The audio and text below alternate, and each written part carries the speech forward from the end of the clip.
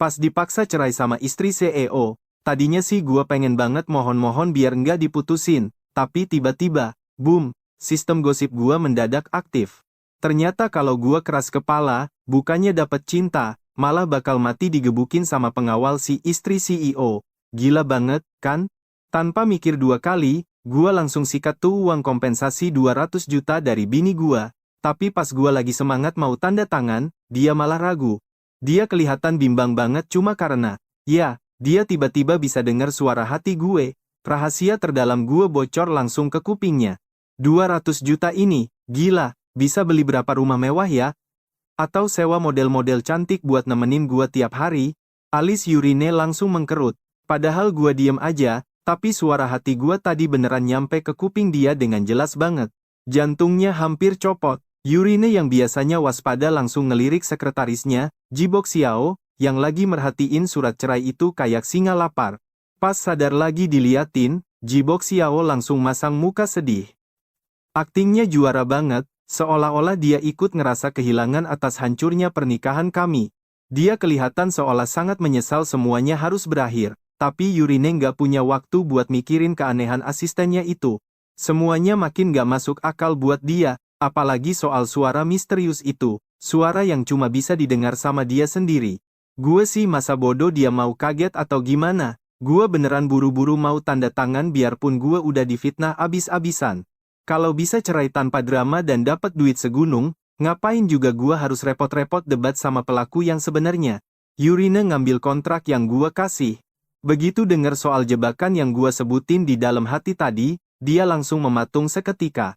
Informasi ini benar-benar bikin dia syok. Dia mulai mikir, apa jangan-jangan selama ini dia salah sangka sama suaminya.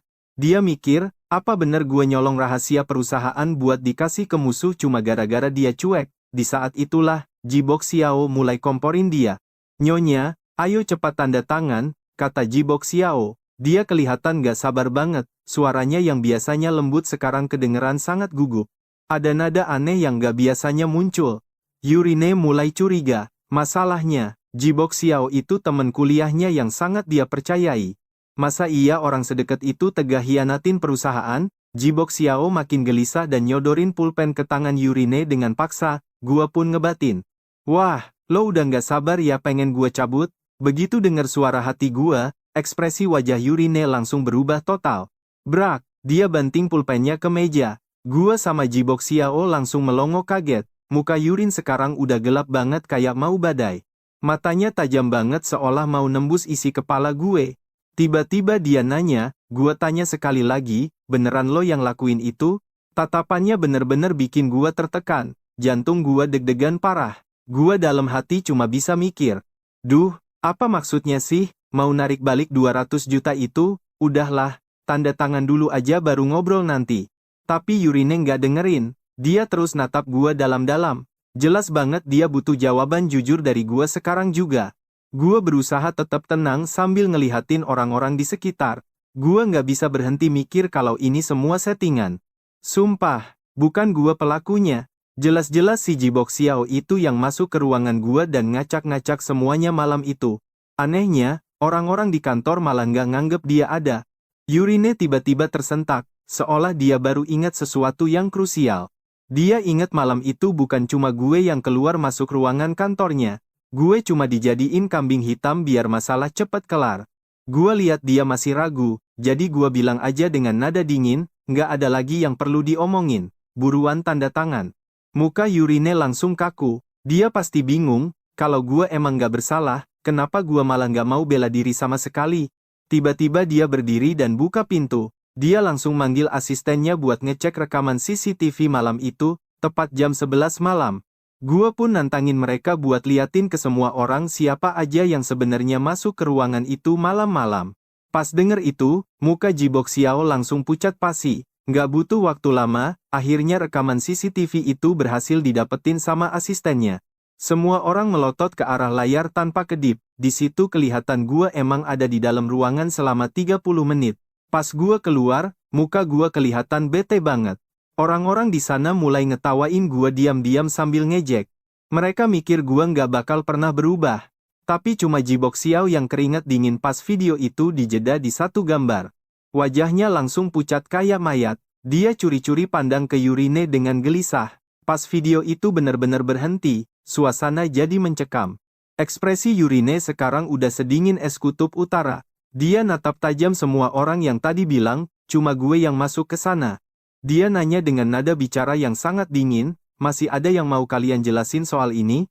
Seketika itu juga, semua orang di ruangan itu langsung nunduk. Nggak ada satupun yang berani natap mata bini gue.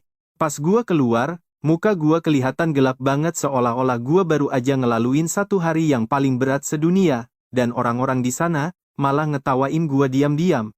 Dia pikir gue ini tipe cowok yang nggak bakal pernah berubah. Tapi lihat si Jiboxio, dia mendadak keringat dingin pas videonya berhenti tepat di gambar wajahnya sendiri. Mukanya langsung pucat pasi seketika. Dia sempat curi-curi pandang ke arah Irelan, tapi pas rekaman itu berhenti, wajah sang heroin kelihatan lebih dingin daripada es. Dia langsung natap tajam semua orang yang sebelumnya koar-koar bilang, kalau cuma gua satu-satunya orang yang keluar masuk dari sana. Dengan nada suara yang bikin bulu kuduk berdiri, dia tanya, masih ada yang mau ngomong? Dan seketika, semua orang di kantor direktur langsung nunduk, nggak ada satupun yang berani buka mulut.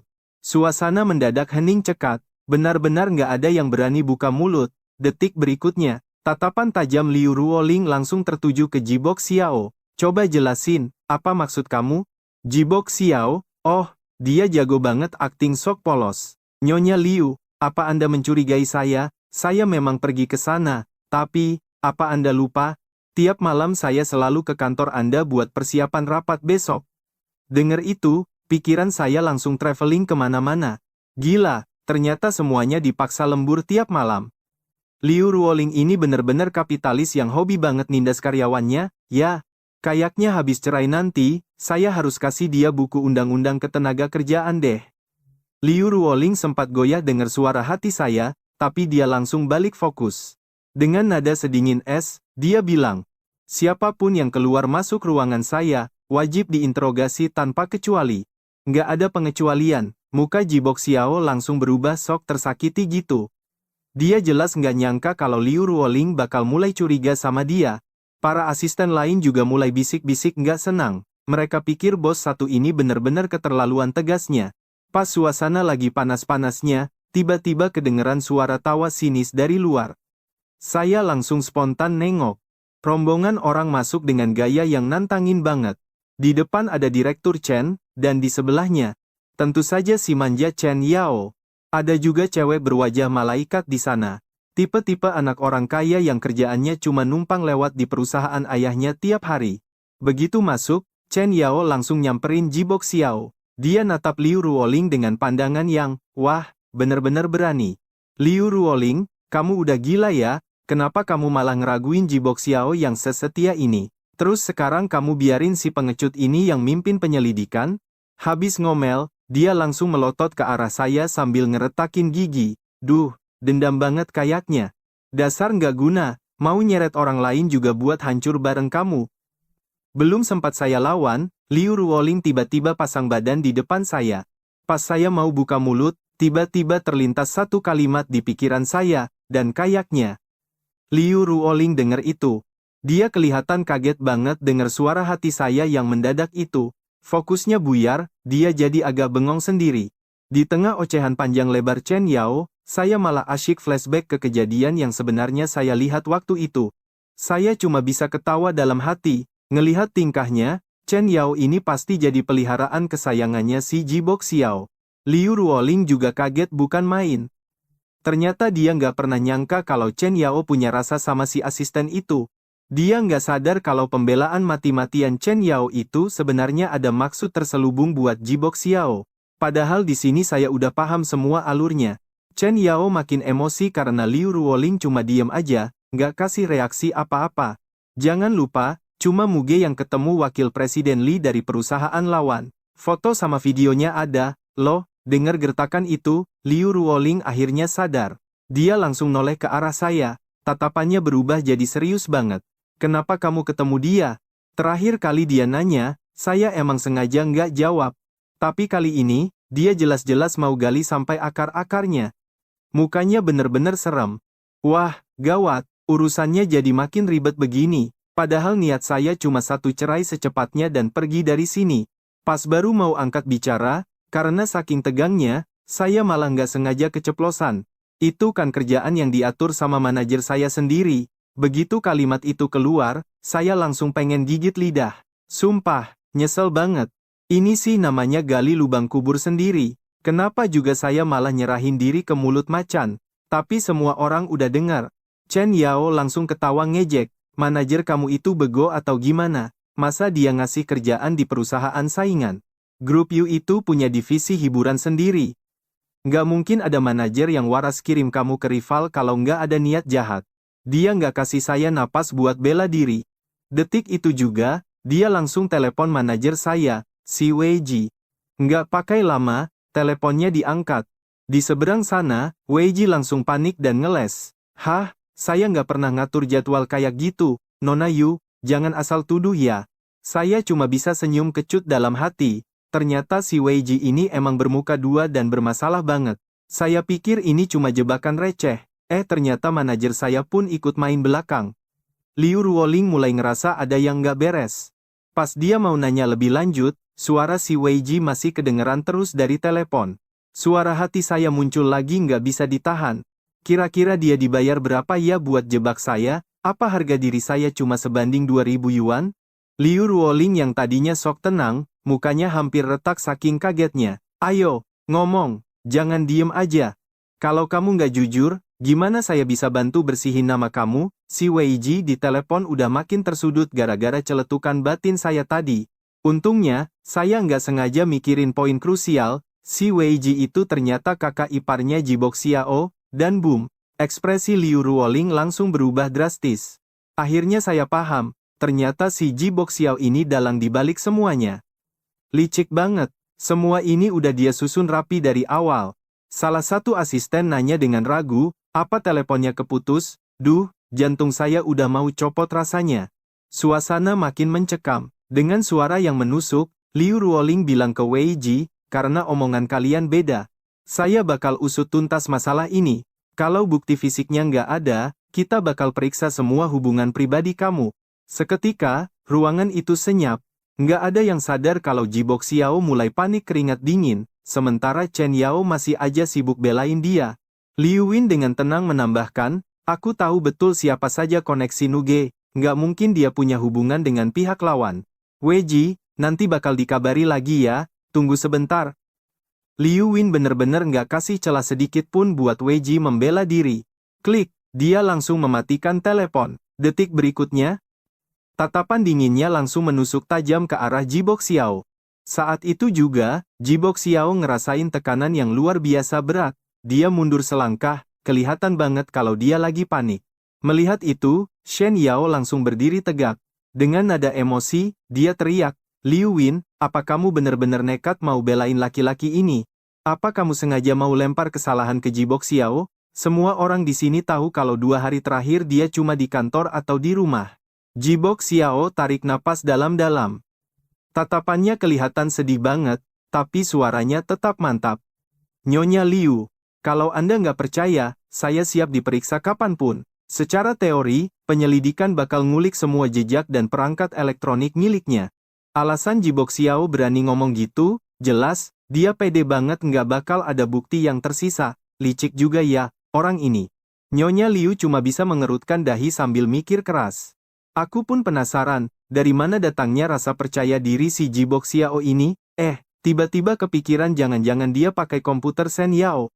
Soalnya si bodoh Shen Yao ini emang punya kepercayaan buta sama Ji Boxiao. Benar-benar nggak habis pikir. Bahkan password komputer sampai tanggal lahir pun dia tahu. Seketika, ekspresi wajah Nyonya Liu langsung berubah total. Dia kasih tatapan tajam ke arah Ji Boxiao dan Shen Yao. Dengan suara dingin, dia perintahin tim teknis buat cek semua gadget Ji Boxiao sekarang juga. Ji Boxiao nggak nyangka kalau Nyonya Liu bakal langsung kasih perintah pemeriksaan di tempat. Wajahnya langsung pucat pasi, sementara Shen Yao makin ngamuk nggak karuan. Liu Rouyan, kamu tega banget sih, ini tuh penghinaan buat harga diri Ji Boxiao, meskipun dia belain Ji Boxiao habis-habisan. Tapi pas berhadapan sama aura dingin Liu Win, nyali Shen Yao langsung ciut, marahnya cuma bertahan sebentar. Kalau nggak ketemu masalah apapun, kamu harus minta maaf ke Jibok Xiao. Kejadian ini benar-benar jadi pusat perhatian satu kantor. Para petinggi mulai berdatangan pas dengar beritanya. Ya wajar sih, posisi Jibok Xiao kan emang lumayan tinggi di perusahaan. Tapi feelingku sih, mereka cuma mau nonton drama aja. Nggak lama kemudian, hasil dari tim teknis pun keluar. Ternyata bersih, nggak ada yang aneh di perangkat Jibok Xiao. Shen Yao langsung songong lagi, Liu Win, sekarang masih mau belain Nuge. Jibok Xiao juga akting sok terzalimi. Nyonya Liu, sekarang Anda percaya saya, kan? Tapi tunggu dulu. Liu Win nggak jawab, dia cuma nunduk, ngelihatin HP-nya dengan ekspresi dingin yang bikin merinding. Jibok Xiao mulai ngerasa nggak enak. Pas semua orang ngira masalahnya sudah selesai, tiba-tiba sebuah kejutan muncul. Liu Win balik badan dan nunjuk ke layar raksasa di belakangnya. Ada rekaman CCTV baru yang mulai diputar. Semua orang langsung kaku. Rekaman itu ternyata dari ruangan Shen Yao dan gambarnya jernih banget. Kelihatan jelas Jibok Xiao masuk ke sana. Muka Jibok Xiao langsung berubah pucat. Shen Yao juga nunjuk layar dengan penuh emosi. Liu Win, maksudnya apa? Masa Jibok Xiao mau antar dokumen aja harus kamu mata-matai? Liu Win benar-benar cuekin pertanyaan itu. Dia tetap fokus menatap layar. Di sisi lain, ekspresi Chen Dongxi mulai berubah aneh, apalagi pas dia lihat jam rekamannya. Wajahnya makin suram pas lihat putrinya, Shen Yao, keluar dari ruangan sendirian. Sekarang tinggal Jibok Xiao sendirian di dalam sana. Wajah Chen Dongxi langsung merah padam menahan amarah. Dia sadar ada yang nggak beres. Di video, terlihat Jibok Xiao akhirnya keluar dari ruangan kerja tersebut. Dia bawa nampan buah sambil pasang tampang santai. Tapi pas lihat Shen Yao nggak ada, dia malah kelihatan kesel sendiri. Semua orang bingung, loh, kok gitu? Tapi tiba-tiba, layar nampilin isi rekaman dari komputer Shen Yao. Ini nih yang bikin syok. Di layar komputer itu terpampang jelas isi catatan rahasia milik Jibok Xiao. Orang-orang mulai bisik-bisik sambil ngelihatin Shen Yao dengan tatapan penuh curiga dan tanda tanya. Shen Yao ngerasa dipermalukan. Liu Win, berani-beraninya kamu suruh orang buat utak-atik komputerku. Di layar, tim teknis lagi sibuk jebol password dan ngerestor semua email yang sudah dihapus sebelumnya. Shen Yao masih ngamuk, tapi dia nggak sadar kalau tubuh Jibok Xiao di sampingnya sudah mulai gemetar hebat.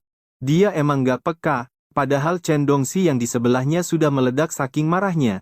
Suasana makin mencekam, dan akhirnya, semua isi email itu berhasil ditarik kembali. Lihat tuh, waktunya cocok banget sama yang ada di CCTV. Sekarang kebenarannya sudah terpampang nyata.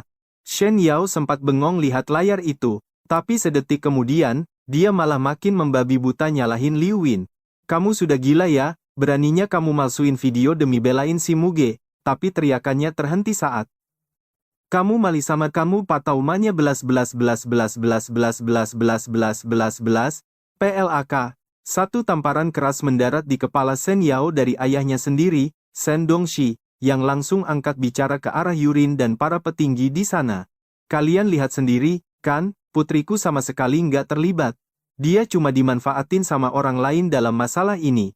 Sambil mengumpat putrinya bodoh, Shen Dongxi langsung menunjuk Jibok Xiao dengan penuh amarah. Jibok Xiao, tega banget kamu. Apa salah Presiden Liu sama kamu sampai kamu tega mengkhianatinya kayak begini? Tapi tunggu, ini sebenarnya taktik licik Shen Dongxi. Dia lagi berusaha keras mengalihkan perhatian semua orang di ruangan itu. Jelas banget dia sengaja ngelempar gosip ini supaya fokus orang-orang beralih ke pengkhianatan Jibok Xiao, bukannya malah bahas kebodohan putrinya, Chen Yao. Suasana di kantor presiden langsung mencekam. Para asisten yang dulu menjamin kredibilitas Jibok Xiao sekarang cuma bisa tertunduk lesu. Rasanya mereka ingin menghilang di telan bumi saja. Melihat sifat dingin Yurine, mereka sadar kalau pemecatan massal sudah ada di depan mata. Wajah Jibok Xiao, pucat pasi, nggak ada sisa warna sedikit pun, benar-benar seperti orang yang sudah kehilangan nyawanya. Dia menatap Yurine dengan penuh keputusasaan, mencoba satu usaha terakhir yang sangat sia-sia. Yurine, aku tahu agen Abel ada di sini. Apa kamu sengaja bersekongkol sama dia cuma buat menjebak Muge? Jawaban Yurine yang sedingin es langsung menghancurkan sisa-sisa harapan Jibok Xiao. Kata-katanya benar-benar jadi pukulan terakhir yang mematikan. Semua orang terkejut saat Yurine balik bertanya, Gimana kamu bisa tahu semua itu kalau bukan karena kamu sendiri pelakunya? Boom! Skakmat! Pertahanan terakhir Jibok Xiao runtuh total. Dia ambruk ke lantai dengan wajah yang penuh dengan kehancuran dan rasa putus asa yang mendalam. Di momen itulah aku baru sadar Yurine ternyata sudah tahu identitas asli Wei Ji sejak lama, bahkan sudah mencurigai Jibok Xiao dari awal. Tapi gimana caranya Chen Yao bisa tahu? Yurine tiba-tiba melemparkan tatapan tajam yang membuat bulu kuduk merinding. Jelas mustahil mengakuinya di depan umum, tapi petunjuk-petunjuk itu sebenarnya keluar dari kata-kataku sendiri yang gak sengaja terucap. Dulu Jibok Xiao pede banget, dia pikir meski ketahuan sering keluar masuk ruangan Chen Yao, Yurine paling cuma bakal melakukan investigasi biasa. Dia nggak pernah menyangka kalau Yurine bakal sedetail itu, bahkan sampai berhasil memulihkan semua riwayat pertukaran email yang sudah dihapus. Dia benar-benar meremehkan sisi dingin Yurine saat sedang menangani masalah yang mengancam kepentingannya sendiri. Menyadari hal itu, Jibok Xiao benar-benar hancur. Matanya cuma menyisakan rasa takut, sementara kepanikan Chen Yao sudah mencapai puncaknya. Dengan mata memerah, Chen Yao mencengkeram lengan Jibok Xiao dan berteriak, "Benar kamu yang melakukannya, kenapa? Kenapa kamu tega?" Suaranya penuh dengan rasa nggak percaya dan luka yang mendalam. Melihat putrinya histeris, Shen Dongxi langsung menariknya sambil menghela napas panjang. Kenapa lagi kalau bukan buat menyingkirkan Tuan Lu dan mengambil posisinya? Kalimat itu menghantam Shen Yao seperti sambaran petir. Dia makin gak percaya dan merasa semuanya makin misterius. Yurine, dia cuma menatap mereka dengan tatapan datar. Shen Dongxi sampai kehabisan kata-kata. Dia gak habis pikir gimana bisa putrinya sendiri selambat itu dalam memahami situasi yang sudah jelas. Padahal semua orang di sana sudah sadar sejak awal kalau Jibok Xiao memang punya niat busuk yang tersembunyi. Tapi Chen Yao benar-benar buta, bahkan aku pun sampai harus menghela napas melihat betapa polos atau bodohnya dia mempercayai pria itu. Dia sama sekali nggak tahu kalau Jibok Xiao sudah lama mengincar posisi Yurine. Di titik ini, Jibok Xiao mulai panik dan membantah dengan keras. "Enggak, bukan begitu, aku nggak punya maksud jahat," teriaknya sambil menatap Yurine dengan gugup lalu tiba-tiba, dia melempar bom. "Aku akui aku pelakunya, tapi aku melakukan semua ini demi membantu Jiang Hao." Begitu nama itu disebut, pupil mata Yurine bergetar hebat. Dia berbalik menatapku dengan tatapan yang sangat nggak nyaman. Dan jujur, nama Jiang Hao itu, aku juga nggak asing mendengarnya. Jiang Hao, cinta pertama Yurine. Dulu mereka adalah pasangan yang bikin iri semua orang di kalangan elit kaya raya. Tapi kemudian, Jiang Hao menghilang dan mencampakkannya tanpa alasan. Sekarang nama itu muncul lagi, dan jujur, aku jadi merasa sedikit penasaran. Yurine berusaha tetap tenang meski wajahnya terlihat sangat dingin. "Apa hubungannya kembalinya Jiang Hao dengan semua kekacauan yang kamu buat?" Jibok Xiao bicara seolah-olah dia lagi memegang tali penyelamat terakhir. "Jiang Hao dan aku itu sahabat baik, kami sudah seperti saudara. Dia terpaksa ninggalin kamu dulu karena keadaan.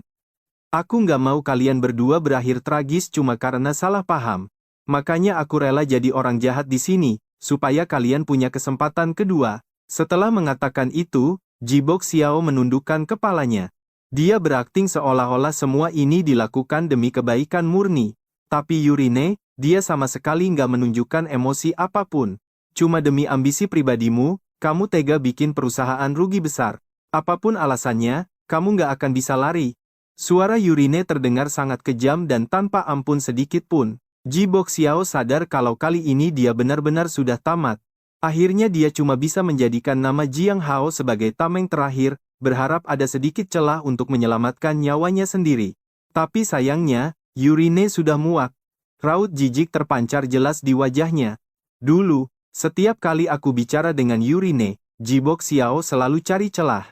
Dia selalu mengadu domba dan memicu pertengkaran tanpa henti di antara kami, sambil tetap berakting seolah-olah dia adalah korban yang gak berdaya. Dan bodohnya, dulu Yurine sempat percaya kalau semua kekacauan dan masalah itu memang sepenuhnya salahku. Akhirnya, topeng itu terbuka. Kebenaran pahit sekarang terpampang jelas di depan mata Yurine. Tanpa kata-kata lagi, dia langsung memberikan perintah dingin. "Panggil polisi sekarang." Jibok Xiao langsung hancur seketika. Dia mengangkat kepalanya dengan tatapan yang benar-benar hancur. Dia mencoba menggapai tangan Lurine buat minta ampun, tapi Lurine menghindar tanpa ragu sedikit pun. Dalam keputusasaan total, dia berteriak histeris. Kenapa kamu tega banget sama aku? 10 tahun aku setia mengabdi, dan ini balasan yang aku terima. Lurin menatapnya datar, sedingin es. Dia menjawab pelan tapi menusuk, karena kamu, bukan suamiku. Kalimat itu bagaikan sebuah pedang tajam yang langsung menusuk jantung Ji Boxiao. Dia terpaku, kaku layaknya patung. Tak lama kemudian, polisi pun tiba di lokasi. Ji Boxiao dan semua orang yang terlibat langsung digelandang petugas. Aku pun harus ikut ke kantor polisi untuk memberikan laporan resmi sebagai saksi. Terakhir kali aku melihat Ji Boxiao, dia sudah terlihat seperti orang gila. Dia berteriak-teriak mengancamku, tunggu saja, pembalasanku. Lurin pasti bakal menceraikanmu, jangan senang dulu. Pas keluar dari kantor polisi, suasana di dalam mobil terasa sangat mencekam. Suasananya benar-benar berat, aku cuma bisa bersandar di kaca mobil sambil melamun. Pikiranku, cuma satu, uang kompensasi 2 miliar yang melayang itu. Aku menyesal banget tadi tidak akting histeris. Gara-gara sok tenang, aku melewatkan kesempatan dapat uang segede itu. Rasanya benar-benar nyesek. Padahal Lurine kelihatan tenang di luar, tapi sebenarnya dia bisa mendengar semua jeritan batinku soal uang kompensasi 2 miliar tadi. Tidak lama kemudian, ponselku berbunyi. Ada notifikasi transfer masuk. Di situ tertulis kalau ada uang sejumlah 3 juta yang masuk ke rekeningku. Otakku langsung blank seketika. Pelan-pelan, aku menoleh ke arah Lurin dengan gerakan kaku seperti robot yang kekurangan oli. Aku bertanya dengan wajah bodoh. Ya ampun, ini serius? Kamu tidak salah kirim orang, kan? Aku harap begitu. Lurin melirikku sekilas lalu berkata dengan nada serius. Maaf ya, aku sudah salah menuduhmu sebelumnya. Anggap saja ini uang damai. Aku minta maaf secara tulus. Meskipun dari luar aku terlihat sok cool, tapi di dalam hati, aku sudah salto kegirangan, bos.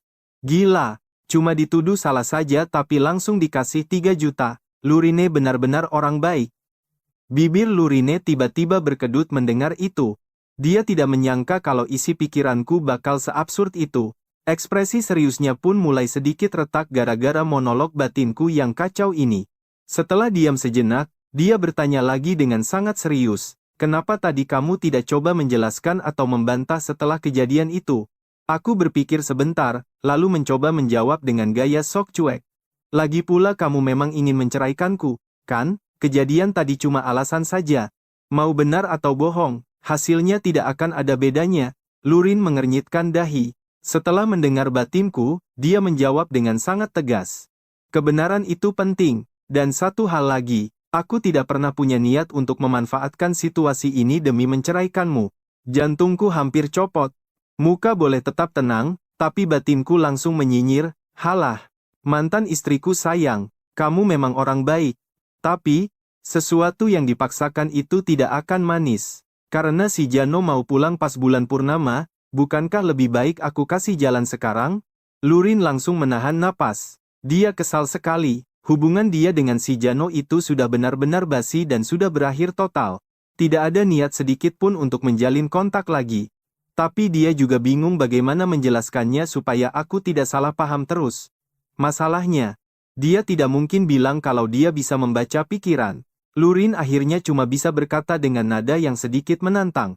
Jangan memikirkan hal-hal yang tidak masuk akal. Selama kamu menjalani hidup dengan benar, kita tidak akan bercerai.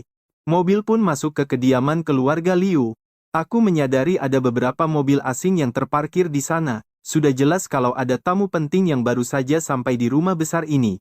Begitu menginjakkan kaki di ruang tamu, sebuah suara yang sangat akrab langsung terdengar. Papa, Mama, kenalin. Ini anak yang aku dan Rui rencananya mau adopsi, namanya Lizzie Kao. Lurine langsung paham situasinya saat itu juga.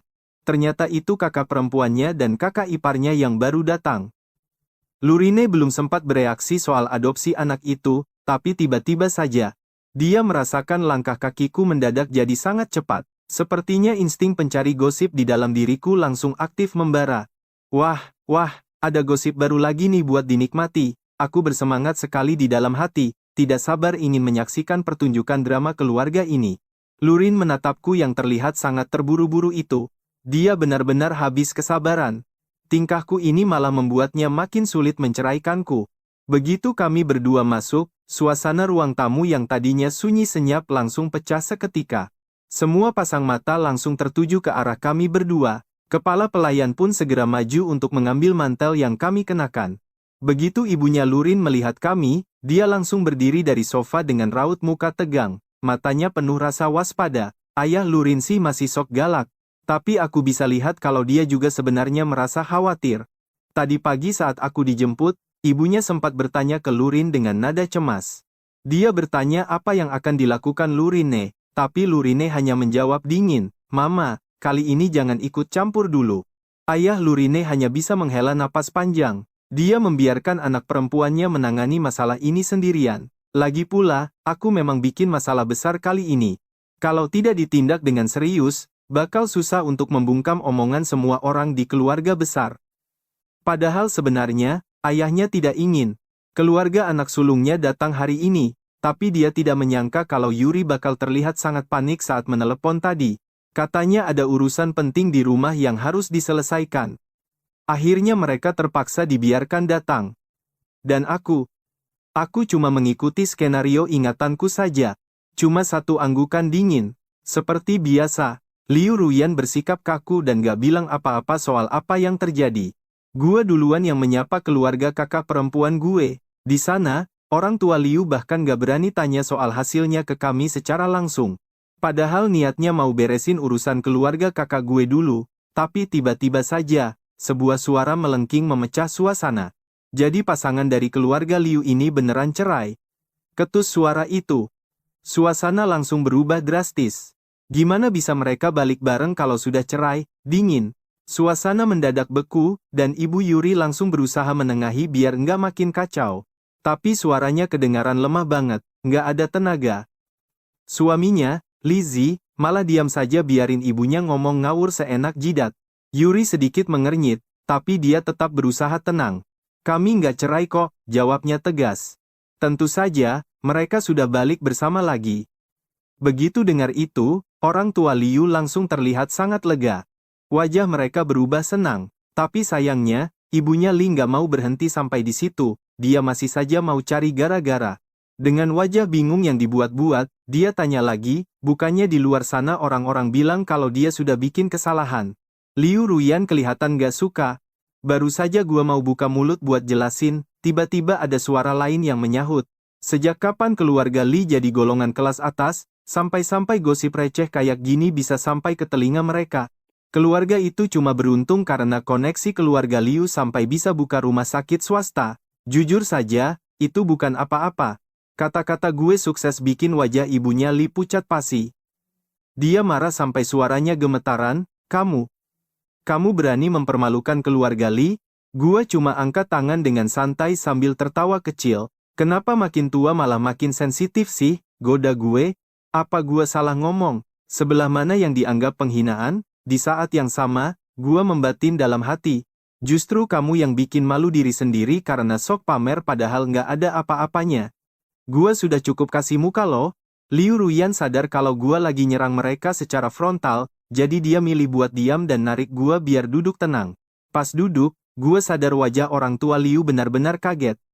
Mereka bengong, kayak nggak percaya sama apa yang baru saja gua omongin. Mereka kayak terhipnotis, seolah-olah suara itu memang suara gue, tapi mereka nggak lihat gue lagi bicara sesadis itu. Tatapan Liu Ruyan sekilas berubah tajam. Dia melirik ke kakaknya, Liu Yuri, lalu beralih menatap gua dengan ekspresi bingung. Drama gua sama ibunya Li masih lanjut. Dia marah besar sampai kerutan di wajahnya makin kelihatan seram. "Dasar anak nggak tahu sopan santun," bentaknya sambil mendengus kasar. Dia benar-benar murka sekarang. Anggota keluarga Liu yang lain malah menyalahkan gue. Ya, gimana pun juga gua pernah jadi bagian dari keluarga mereka selama beberapa tahun. Ibu Liu hampir mau balas omongan itu, tapi gua potong duluan. Memang, gua nggak pernah diajarin gimana caranya merendahkan diri di depan orang. Habis ngomong gitu, gua kasih tatapan meremehkan ke arah ibunya Li. Jelas banget dari muka gua kalau gua nggak respect sama dia. Lizzie yang tadinya diam kayak patung, akhirnya nggak tahan juga. Sindiran gua soal merendahkan diri benar-benar kena mentalnya. Dia langsung memegang ibunya yang kelihatan kayak mau pingsan saking marahnya. Lalu dia menatap Yuri dengan penuh kekecewaan. Yuri jadi serba salah, dia cuma bisa berusaha nenangin ibu mertuanya. Ma, jangan marah ya, Nuge itu masih muda. Dia nggak ada niat buruk kok. Gua hampir saja ketawa dengar pembelaan dia buat cairin suasana. Masih muda, hello, gua sudah 24 tahun dan dia masih anggap gua bocah, lucu banget. Orang tua Liu sudah nggak tahan lagi lihat situasi ini. Gua juga sebenarnya nggak mau bikin kakak gua makin repot. Ibu Liu cepat-cepat menengahi. Sudah-sudah, nggak usah ribut sama yang lebih muda. Nuge lagi nggak enak hati saja hari ini makanya ngomongnya jujur banget. Bahkan Ibu Liu saja sampai turun tangan. Meski keluarga Li masih dongkol, nggak enak juga kalau harus lanjut berantem terus. Keadaan mulai agak tenang. Berkat bantuan orang tuanya, Liu Yuri akhirnya bisa sedikit bernapas lega. Tapi tetap saja, dia kelihatan tertekan karena tatapan gak suka dari ibu mertua dan suaminya sendiri. Tatapan mereka itu menyesakan. Mereka jelas gak suka kalau Yuri malah diabaikan oleh keluarganya sendiri. Liu Ruyan sadar kalau kakaknya lagi dalam posisi sulit. Dia lalu melirik ke arah seseorang yang ada di samping mereka. Ada seorang anak kecil yang lagi asyik main Rubik. Mengingat apa yang pernah gua bahas sebelumnya, Ruyan langsung tanya to the point. Anak ini siapa? Nah, akhirnya kita masuk ke pembahasan utama. Lizzie langsung pasang wajah tenang dan menjawab pelan. Namanya Lizzie Hao. Kami berencana buat mengadopsi dia mulai sekarang. Dia bakal jadi anak kami. Yuri mau bicara, tapi suaranya langsung dipotong. Apa sih spesialnya anak ini sampai kalian mutusin buat adopsi? Cecar Ruyan. Seketika, muka ibunya Li langsung kaku. Itu karena anak ini mirip sedikit sama anakku dan si Rui, jawabnya gugup. Makanya aku pikir ini sudah takdir, lanjutnya sambil tertawa hambar. Tapi kata-kata itu justru terasa mencurigakan. Orang tua Liu memperhatikan Li Zihao dengan teliti, dan benar saja, mereka sadar kalau anak itu memang mirip banget sama Lizzie dan Liu Yuri. Takdir, atau ada rahasia lain? Tapi begitu dengar kata-kata itu, raut wajah Liu Rui langsung berubah drastis jadi makin gelap. Matanya mulai berkaca-kaca, dia benar-benar terpukul. Lihat tuh si Lizzie, dia cuma bisa nunduk dalam banget. Kelihatan gelisah dan serba salah. Aktingnya luar biasa impresif, ya. Intinya gini, Lizzie pengen adopsi anaknya sendiri. Karena Yuri gak bisa punya anak, dia ngerasa ini kesempatan buat bawa masuk anak hasil hubungan gelapnya. Dia mau Yuri besarin anak haram dari selingkuhannya itu. Wah, bener-bener ya. Muka temboknya lebih tebal daripada tembok kota. Seluruh keluarga Liu langsung syok berat, kayak baru aja disamber petir di siang bolong. Mereka gak percaya sama orang-orang di depannya ini. Liu Rui juga natap aku dengan tatapan gak percaya. Dia pasti bingung banget, kok bisa-bisanya aku tahu semua rahasia kotor ini? Di momen itu, aku cuma bisa geleng-geleng kepala mikirin drama gila yang gak masuk akal ini. Keluarga Yu bener-bener keterlaluan. Mereka bahkan tega nyuruh Liu Rui buat nyembunyiin asal-usul anak itu. Katanya, rahasia ini harus dibawa sampai mati biar keluarga Liu gak geger. Mereka minta Yuri jangan bikin masalah. Alasannya, biar hubungan dua keluarga tetap adem ayem. Egois banget, kan? Mereka malah nyalahin dia karena gak bisa kasih keturunan. Emangnya ada tahta kerajaan apa yang harus diwarisin sampai harus maksa gitu? Apa yang aku pikirin jauh lebih gila lagi. Keluarga Yu bener-bener panik dan terus-terusan melototin Liu Rui yang udah kayak balon kempes. Amarahnya udah di ujung tanduk, dia hampir aja nutupin mukanya karena gak sanggup nahan tangis yang mau meledak. Pas lihat pemandangan itu, Liu Ruyong mulai sadar apa yang sebenarnya terjadi. Ekspresi wajahnya langsung berubah jadi sedingin es. Dia nanya dengan nada yang menusuk, jadi siapa orang tua kandung anak ini?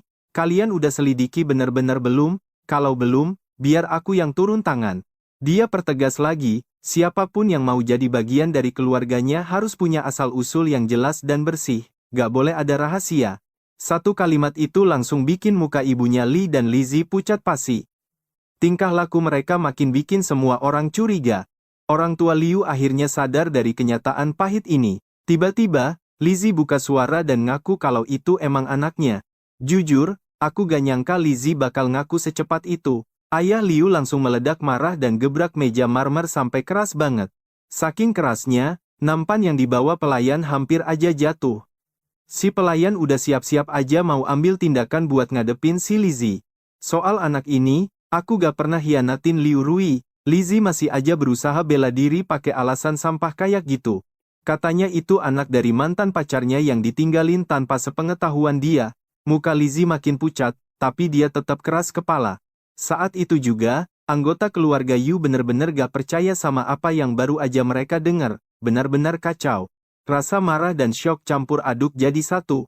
Aku cuma bisa natap Lizzie dengan tatapan jijik, bisa-bisanya dia gak punya rasa malu sedikit pun. Ibunya Lizzie langsung buru-buru klarifikasi, "Besan, tolong jangan marah dulu. Kami juga jujur baru aja tahu soal keberadaan anak ini." Dia lanjut lagi, "Kalian tahu kan rencana pernikahan kita? Nah, sekarang Rui gak bisa punya anak, dan darah daging keluarga kami ada di luar sana. Menurutnya, adopsi anak itu gak bakal ngerusak posisi Rui di keluarga mereka." Wah, logikanya bener-bener bikin geleng-geleng kepala. Ibu Liu langsung merah padam saking marahnya. "Jadi maksudmu, anakku harus terima kasih karena dikasih kesempatan buat besarin anak haram suaminya. Pintar banget ya cara main kalian." "Ide yang luar biasa brilian," sindir Ibu Liu dengan nada yang super tajam. Ibunya Li malah makin jadi. Dia bilang kalau dengan begini Rui gak perlu stres lagi soal keturunan karena udah ada anak yang siap adopsi. Omongan itu bikin Ibu Liu makin emosi sampai kehilangan kata-kata. Ternyata selama ini anaknya udah menderita banget diperlakukan gak adil.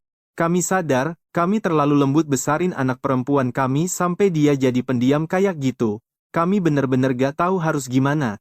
Karena itulah, secara insting dia cuma pengen pulang ke rumah orang tuanya buat cari perlindungan." Mikirin hal itu, Ibu Liu langsung tegas bilang kalau mereka sama sekali gak setuju sama ide gila itu. Ayah Liu juga dukung penuh keputusan istrinya. Di sisi lain, Liu Ruyong malah natap aku yang lagi asyik makan dengan tenang. Liu Rui cuma bisa muterin bola matanya, ngerasa putus asa lihat situasi yang makin gak terkendali ini. Dia tetap dengerin semuanya sambil ngunyah. Emang bener sih, masalah berat kayak gini baru bisa dihadapi dengan kepala dingin kalau perut udah kenyang. Suasana di sana makin panas dan tegang, tapi mereka berdua kayak gak peduli sama sekali sama atmosfer di ruangan itu. Ibunya Li sebenarnya ngerasa terintimidasi, dan Lizzie paling benci kalau harus didominasi sama keluarga mertuanya sendiri. Tapi karena gak berani ngelawan balik, dia cari sasaran empuk. Dia langsung nanya ke Liu Rui dengan nada yang gak bersahabat. Ibunya Lizzie juga mulai mainin drama manipulasi emosional. "Apa kalian tega usir cucu satu-satunya dalam keluarga ini?" Akhirnya ayah Liu benar-benar meledak.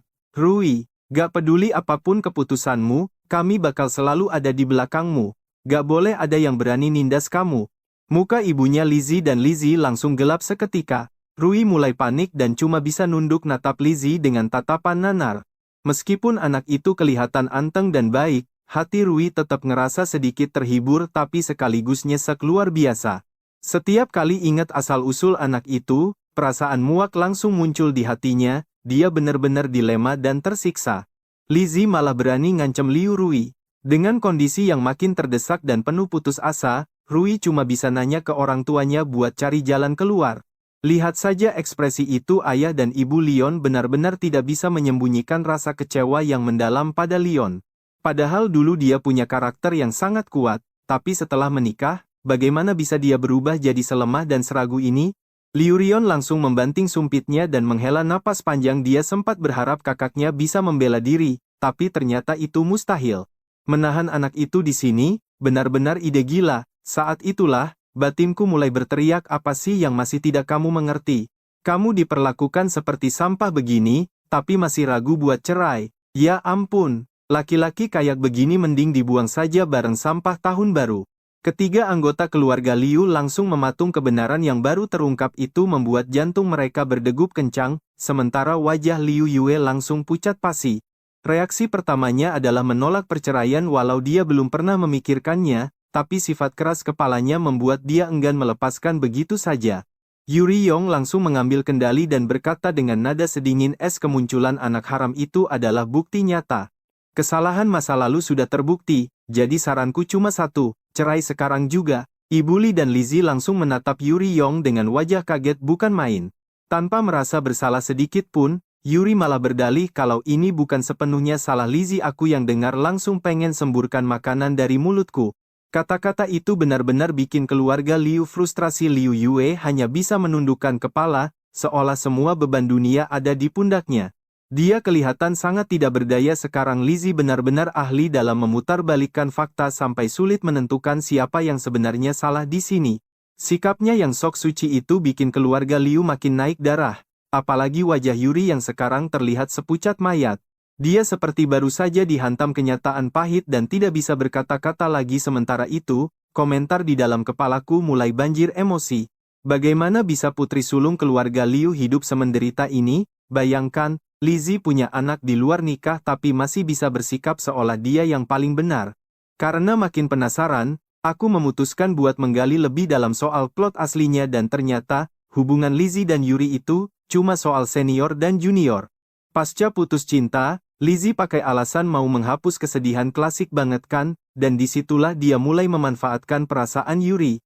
Baru 3 hari berselang, mantan pacarnya yang bernama Kia Omang memergoki mereka. Dia pergi dengan hati hancur, dan Lizzie malah menyalahkan Yuri atas kejadian itu. Dia merasa Yurilah yang menghancurkan cintanya dengan Kia Omang. Di saat yang sama, keluarga Liu hanya bisa terdiam 1000 bahasa seperti serangga di musim dingin. Ibu Li dan Lizzie malah terlihat makin senang melihat situasi ini benar-benar tidak punya hati nurani. Dengan nada yang sombong dan dingin, Lizzie menyuruh Liu Yue untuk memikirkan semuanya baik-baik. Dia sedang bermain taktik di sini. Pura-pura memberi pilihan padahal aslinya menjebak. Itu membuat Liu Yue makin merasa terpojok. Tapi tepat saat dia mau bicara, batinku berteriak lagi. Si Lizzie ini beneran ahli dalam memanfaatkan orang lain demi keuntungan pribadi. Baru kali ini aku lihat orang yang tidak punya malu sampai ke tulang. Komentar pedasku itu sukses bikin Liu Rion merasa tidak nyaman. Dia ingin membalas, tapi tidak tahu harus mulai dari mana karena semuanya memang benar. Tapi aku belum selesai. Kekacauan ini cuma alasan saja sebagai sesama laki-laki. Aku tahu persis trik busuk macam begini. Kalau tidak sadar juga, itu namanya bodoh. Alasan lupa atau hilaf itu cuma kebohongan biar dia bisa bebas tanpa harus tanggung jawab. Mendengar itu, Liu Rui dan orang tuanya merasa seperti disambar petir di siang bolong. Kebenaran ini terlalu menyakitkan buat diterima.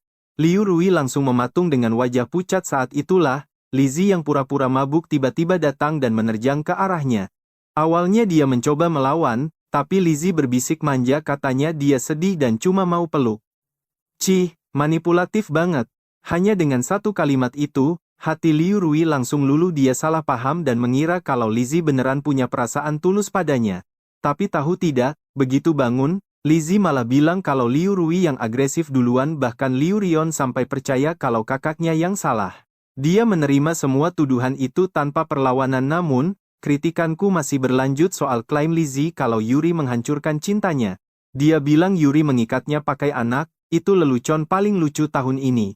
Padahal aslinya, dulu dia itu bukan siapa-siapa, dan tidak bisa bersaing dengan orang lain. Masa depannya dulu suram sekali. Baru setelah Ibu Li menghitung untung ruginya, mereka memutuskan buat menikahi Liu Rui demi harta. Kalau bukan karena itu, dia pasti sudah lari mengejar Kia Oming. Dari dulu keluarga Liu sama sekali tidak pernah mengancam dia. Kalau dia beneran merasa terjebak, kenapa selama bertahun-tahun ini dia tidak punya anak? Dan kenapa dia tidak minta cerai dari dulu? Intinya, dia tidak bisa hidup tanpa fasilitas mewah dari keluarga Liu. Dia cuma mau hidup enak, tapi tetap akting sok jadi pahlawan yang terzalimi. Dalam hati, anggota keluarga Liu mulai menyetujui semua kritikanku. Memang Lizzie sendiri yang memilih pernikahan ini sejak awal demi ambisinya. Dulu kami pikir dia pria yang bertanggung jawab, tapi siapa sangka kalau selama ini dia malah menyalahkan Liu Rui dan keluarganya di belakang. Liu Rui langsung menatap Lizzie dengan tatapan syok yang luar biasa. Dunia yang dia percayai selama ini ternyata cuma fata morgana. Selama ini dia selalu tampil berwibawa dan penuh pesona. Bahkan dia sombong bilang tidak butuh bantuan apapun dari keluarga Liu. Tapi sekarang, semua topengnya hancur total. Persepsi Liu Rui tentang suaminya benar-benar hancur berantakan dalam sekejap.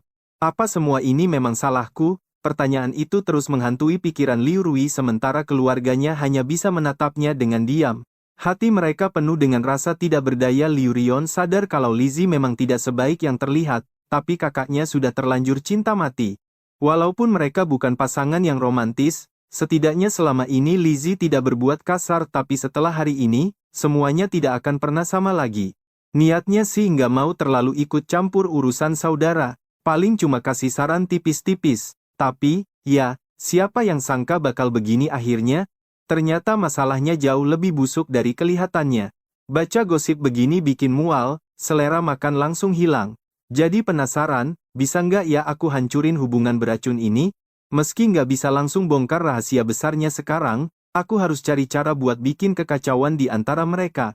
Detik itu juga, Lurion tersadar dari lamunannya dan bilang ke kakaknya, "Kak, dengar, hidup keluarga kita nggak akan berubah sedikit pun. Kami cuma mau kakak cerai. Titik.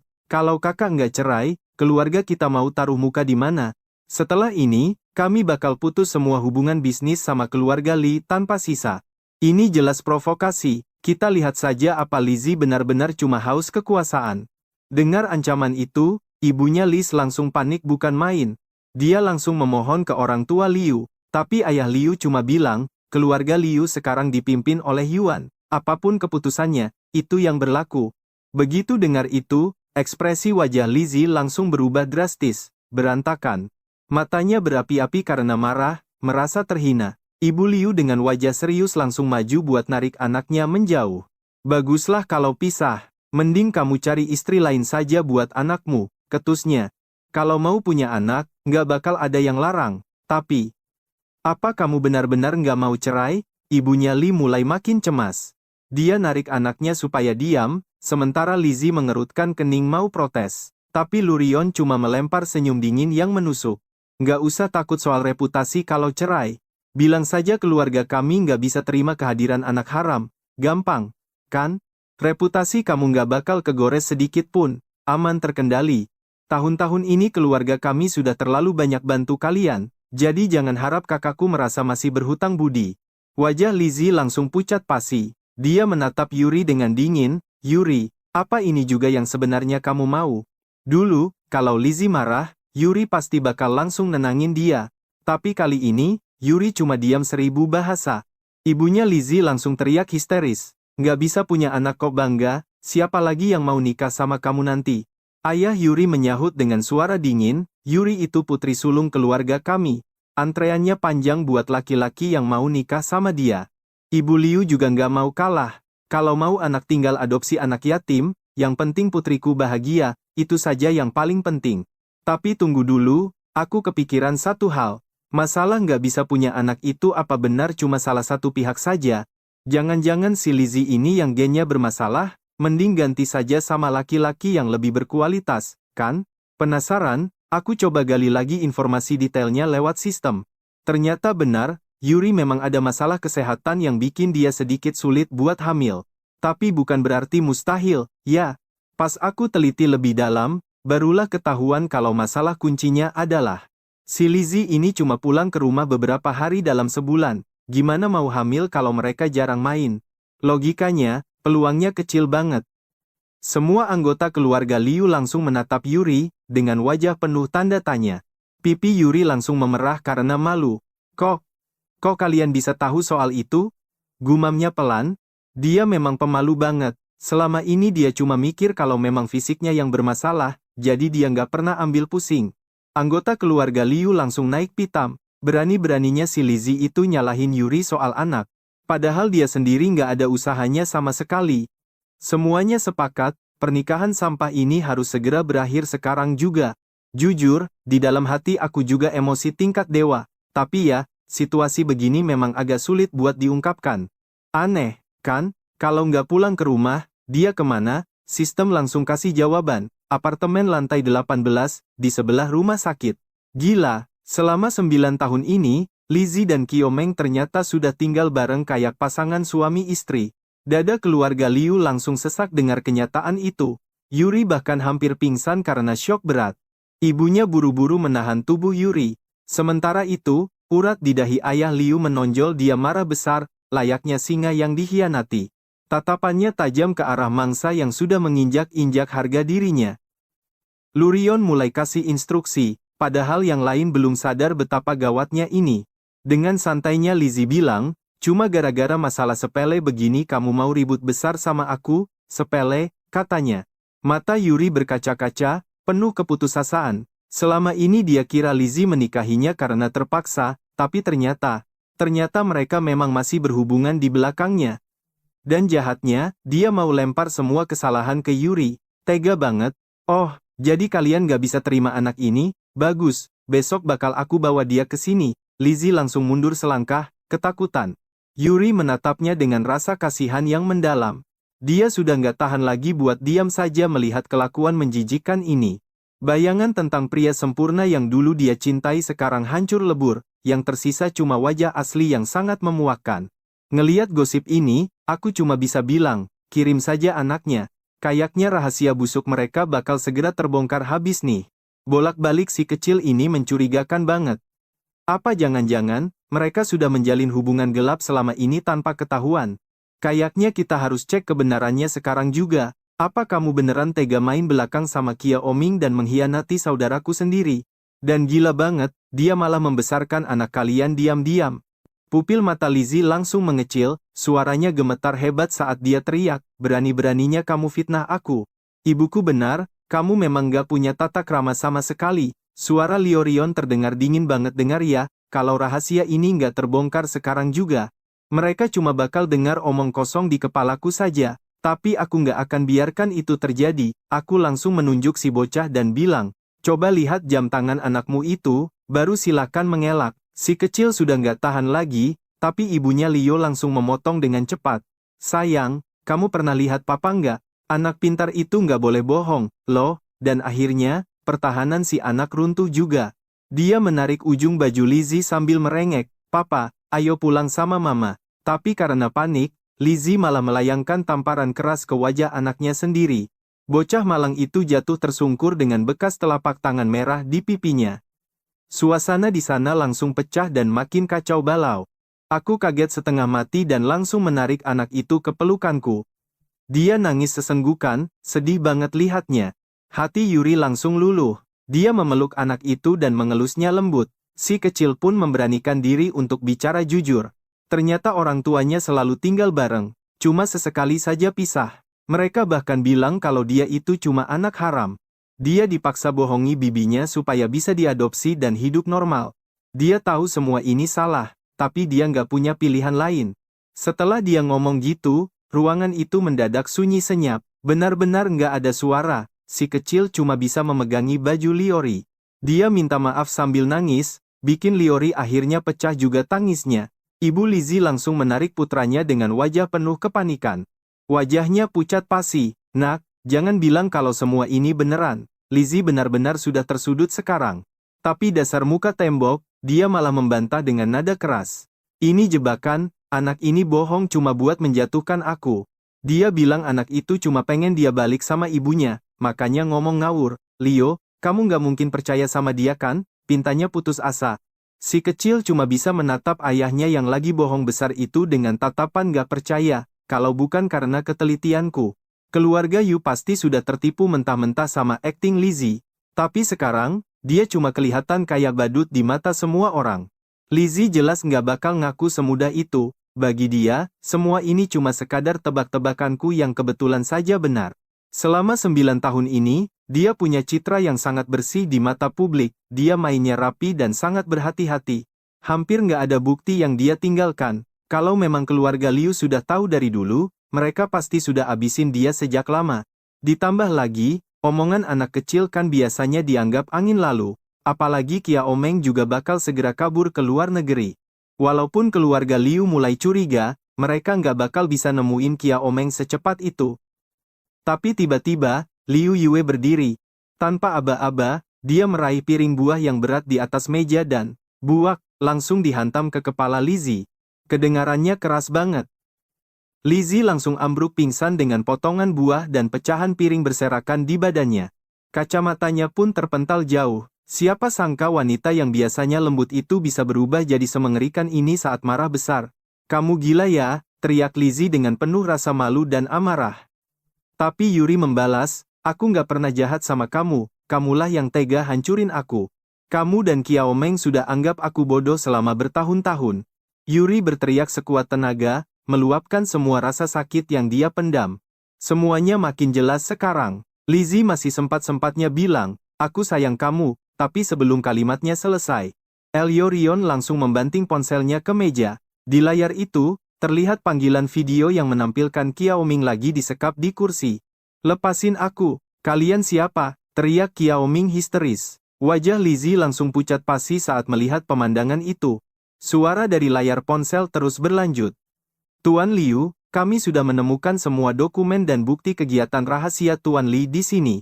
Ada banyak foto yang membuktikan kalau mereka sudah tinggal bersama sebagai keluarga." Lizzie benar-benar mati kutu sekarang. Dan tiba-tiba, PLAK, tamparan keras mendarat lagi di wajahnya. Suara cambukan pun mulai terdengar berkali-kali di ruangan itu. Itu adalah cambuk berkuda milik ayah Liu yang sudah disimpan selama bertahun-tahun. Sekarang cambuk itu keluar lagi. Dia bahkan tega membiarkan Liu Rui membesarkan anak haramnya sendiri.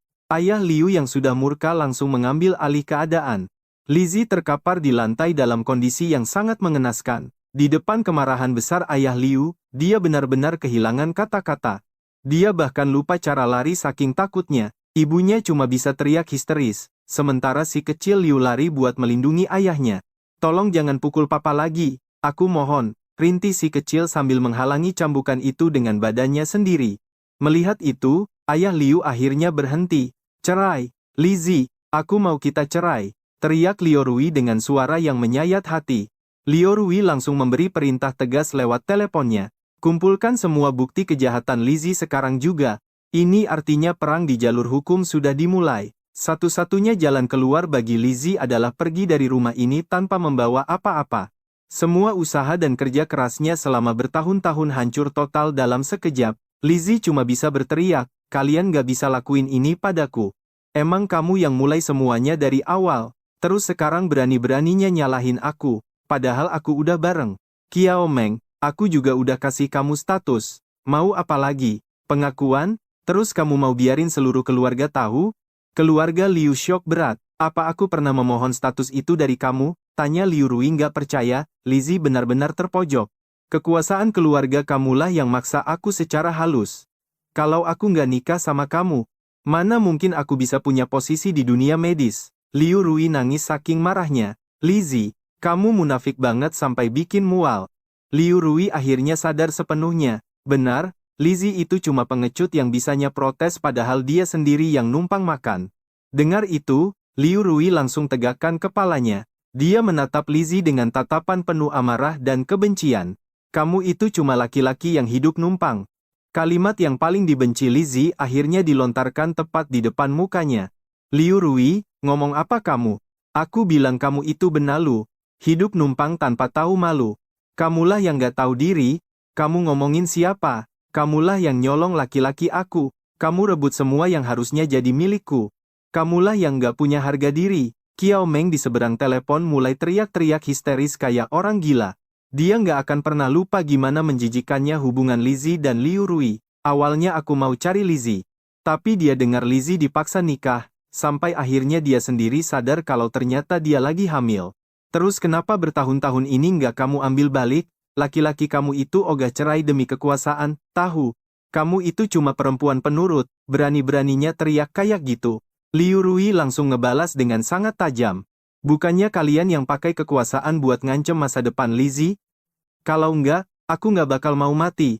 Biar dia nggak nikahin aku, dia bakal selalu cinta dan jagain aku. Biarin kamu sendirian di kamar kosong itu. Itulah balas dendamku buat kamu." Dengar itu, aku beneran nggak tahan buat nggak kasih komentar. Lizzie ini emang suhu dalam hal manipulasi, tapi dia juga ketipu parah. Liu Rui cuma bisa ketawa ngeremehin. "Gua benar-benar speechless. Qiao Meng, kamu kok bego banget. Lizzie, apa keluarga kami pernah ngancem kamu? Jangan sok jadi korban ya, mau mainin moral aku? Jelas-jelas kamu yang deketin keluarga kami demi masa depanmu sendiri. Buang jauh-jauh deh tuh cinta sejati palsumu itu. Jangan tumbalin aku atas kesalahanmu sendiri. Aku nggak bakal tinggal diam." Kata-kata Liu Rui beneran menginjak-injak harga diri Lizzie sampai mukanya merah padam. Qiao Meng langsung nyamber. "Jangan fitnah Lizzie." Liu Rui cuma ketawa sinis. "Oke, terserah kalian. Keluarga Liu yang bakal turun tangan. Begitu kita cerai, kalian bakal tahu apa itu ancaman yang sebenarnya. Gimana rasanya kalau kekuasaan disalahgunakan?" Kalimat Liu Rui bikin Lizzie kena mental seketika. "Rui, kok kamu jadi gini? Halah, sekarang baru panik kan? Intinya, kamu tahu kan kalau selama ini keluarga Liu nggak pernah punya niat buat nyerang kamu. Liu Rui akhirnya sadar seutuhnya. Dia sudah bisa melihat semua taktik busuk dan manigansi yang dipakai Lizzie selama ini.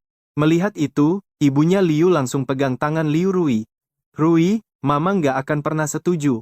Lizzie makin bingung. Ibunya malah bilang, kasih dia satu kesempatan lagi. Sebagai ibu, aku mohon. Lihat, dia terpukul banget. Udah cukup. Ibu Liu langsung tutup jalan. Sekarang ibu Lizzie cuma bisa nahan anaknya sendiri biar nggak makin parah. Dia maksa Lizzie buat minta maaf dan janji, buruan minta maaf. Kamu mau lihat keluarga kita hancur lebur apa? Lizzie dipaksa sampai mau berlutut. Matanya kelihatan panik luar biasa. Akhirnya dia bilang, aku nggak mau cerai. Iya, aku salah. Aku cuma lagi frustrasi aja. Aku nggak setuju. Sebenarnya, aku sayang kamu. Aku cinta kamu, Rui. Qiao Meng langsung teriak kayak orang gila. Hatinya hancur dengar kata-kata Lizzie. Jadi semua omongan itu benar?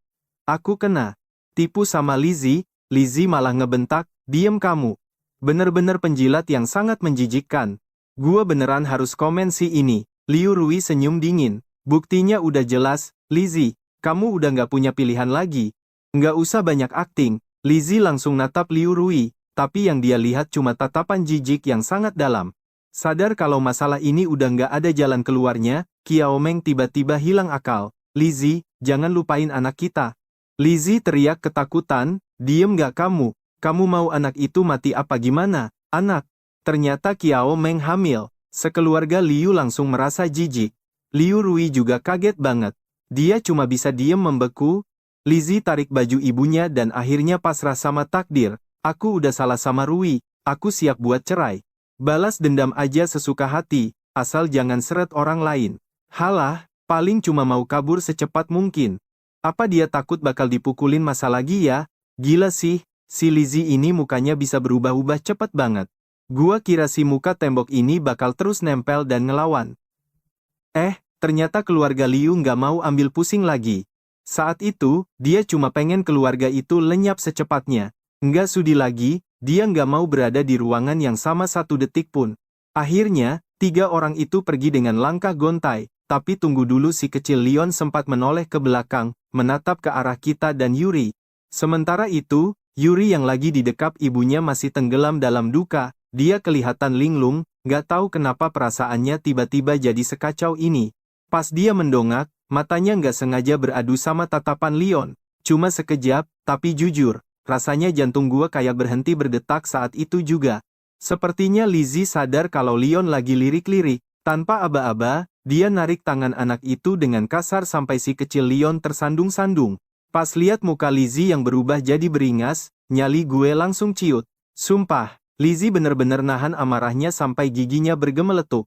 Dari belakang, senyum liciknya kelihatan jahat banget. Berani-beraninya kalian mempermalukan aku, batinnya. Leon, keluarga Liu, kalian semua bakal habis. Gila sih, ada kilatan obsesi yang mengerikan banget di muka Lizzie saat itu. Dia bener-bener udah kehilangan akal sehatnya. Sambil ngeliatin punggung mereka yang makin menjauh, gua cuma bisa membatin, kalau bukan karena tingkah mereka yang kelewat batas, semuanya nggak bakal jadi begini. Bisa dibilang ini karma yang dibayar tunai. Adil sih, tapi jujur, gua kasihan banget sama anak kecil itu. Dia nggak tahu apa-apa. Gua berani taruhan, sampai rumah pasti dia bakal kena pukul. Ibarat bambu buruk yang menghasilkan tunas bagus, anak itu terlalu baik buat orang tua kayak mereka. Tapi, ada yang aneh. Kenapa juga mereka maksa musuh buat mengakui anak itu? Sebagai ibu, apa sih yang sebenarnya mereka rencanain? Luelian kayaknya, dengar semua pikiran gue yang acak-acakan ini. Dia melirik gue dengan tatapan yang sulit diartikan. Seolah-olah dia mau bilang, nggak usah terlalu dipikirin, semuanya bakal beres. Tapi otak gue nggak bisa berhenti. Kenapa? Kenapa harus anak itu yang punya hak waris? Pasti ada udang di balik batu soal harta keluarga Luelie. Pas Luelian lagi asyik mikir, tiba-tiba set. Gua bergerak secepat anak panah yang lepas dari busurnya. Gua lari kencang banget ke arah pintu tempat keluarga Lueli pergi. Gua tarik tangan Leon, terus. BUK. Satu tendangan telak mendarat di punggung Lizzie. Dia jatuh tersungkur bareng ibunya ke tanah. Detik itu juga, teriakan melengking pecah di seluruh kediaman. Keluarga Liu yang di dalam pun langsung heboh. Di momen itu, gue cuma bisa teriak dalam hati, sistem, lu sakit ya, ngasih bocoran info kok plot twistnya se-ekstrim ini.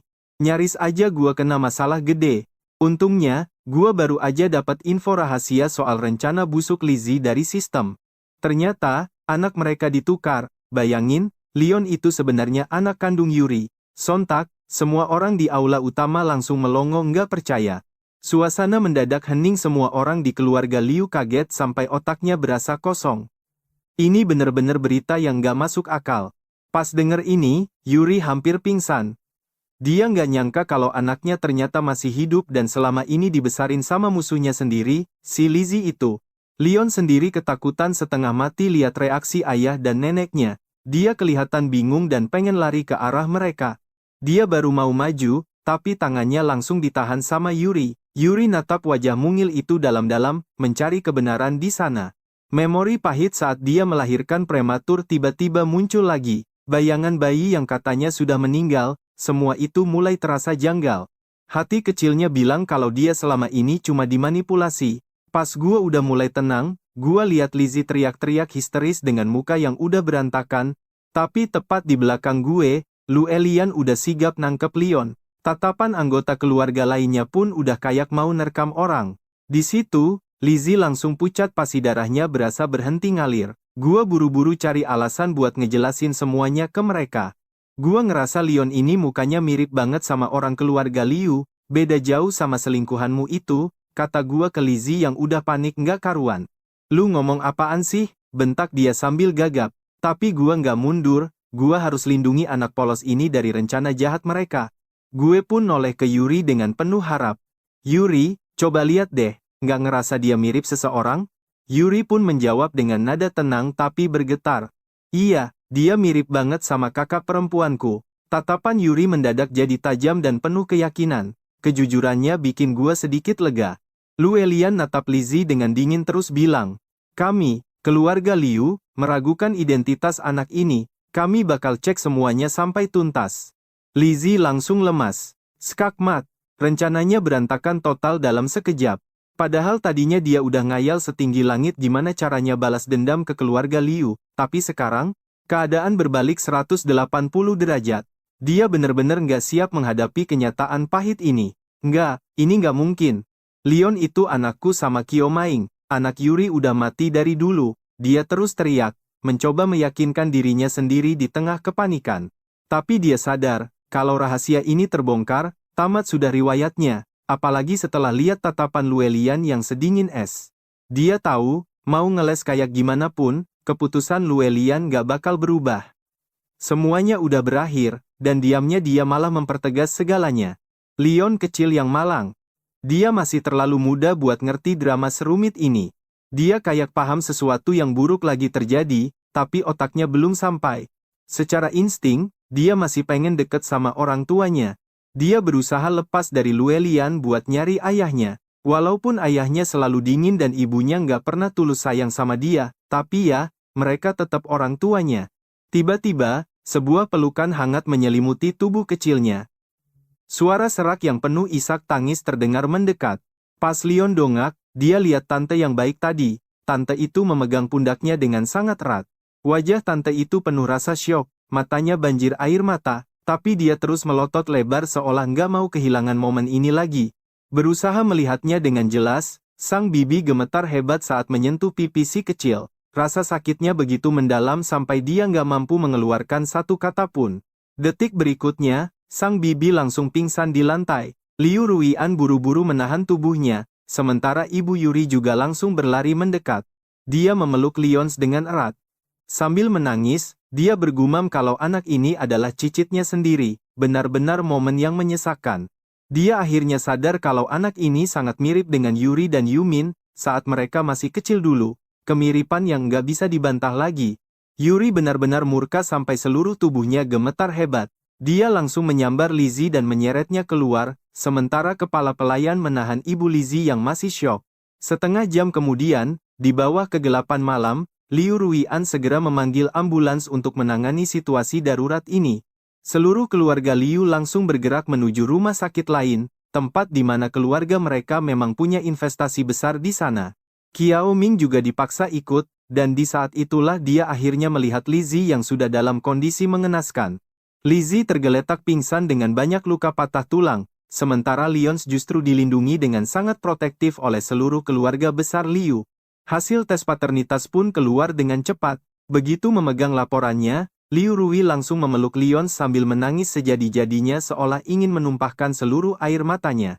Lyons cuma bisa menatap kosong ke arah Qiao Ming yang kondisinya hancur-hancuran. Dia ingin bicara, tapi memanggil kata mama pun dia sudah tak sanggup. Dia cuma bisa bertanya kenapa, sementara Qiao Ming yang putus asa malah berteriak marah. Dia bilang ini adalah hutang nyawa kalian pada kami. Dasar anak haram, harusnya dulu aku bunuh kamu saja supaya nyawa anakku terbayar. Teriakannya benar-benar jahat dan penuh kebencian.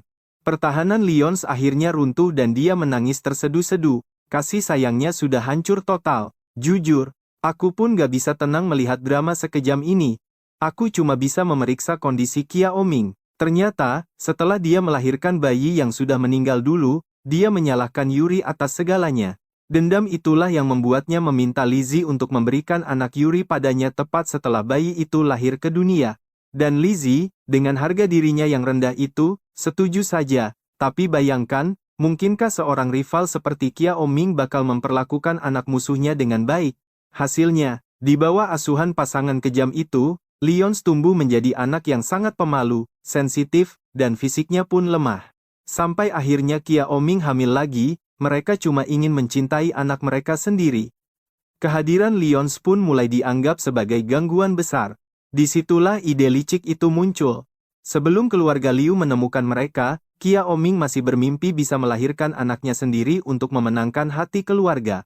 Dia bahkan ingin terus mengejek Yuri karena tidak bisa mengenali darah dagingnya sendiri. Benar-benar rencana yang sangat picik. PLAK, PLAK, dua tamparan keras mendarat telak. Ibu Yuri benar-benar kehilangan kesabaran, dan menghajar wajah Qiao Ming tanpa ampun. Tamparan itu membuat pipinya bengkak seketika dan sudut mulutnya berdarah. Rasakan itu. Itu belum sebanding dengan penderitaan si kecil. Tadi Qiao Ming sempat menggila, tapi begitu melihat tatapan sedingin es dari ayah Liu, nyalinya langsung ciut dan dia mulai bicara gagap. Aku sedang hamil, kalian gak boleh menyakitiku. Serunya mencoba berlindung di balik janinnya, tapi Liu Ruian langsung maju mendekat. Dengan nada dingin dia berjanji tidak akan menyentuh anak itu karena keluarga Liu patuh hukum. Tapi, mereka harus membayar mahal atas semua kejahatan malam itu. Ayah Liu segera mengubah nama si kecil menjadi Liu 11 hari itu juga.